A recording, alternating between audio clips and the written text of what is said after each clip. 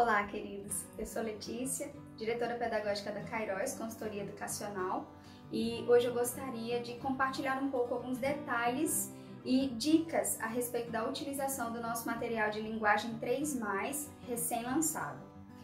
Os temas abordados nesse material têm como objetivo apresentar o Senhor como o Deus Criador que fez o homem e a mulher à sua imagem e semelhança e que se relaciona com eles de forma pessoal.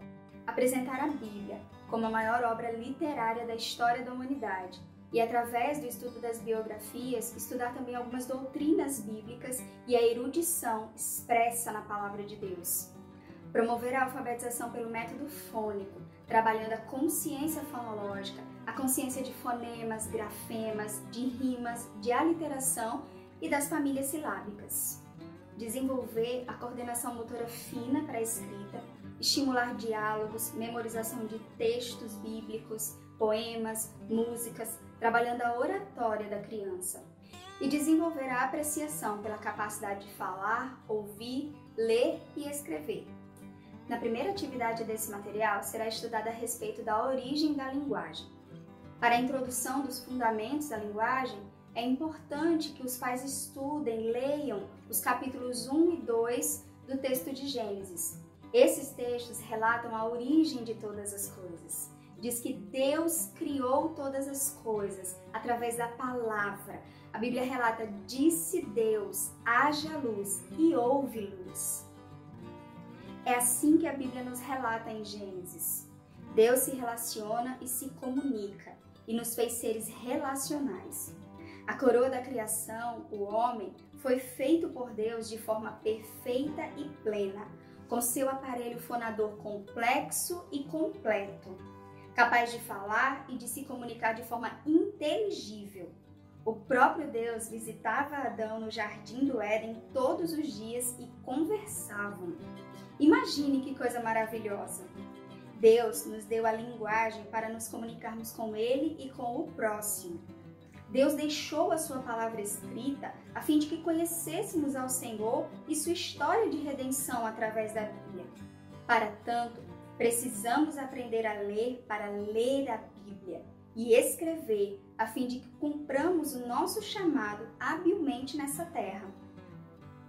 Os pais devem apresentar essa verdade para as crianças e ensiná-las a amarem a Deus, apreciarem sua criação e se comunicarem com Ele, principalmente através da oração.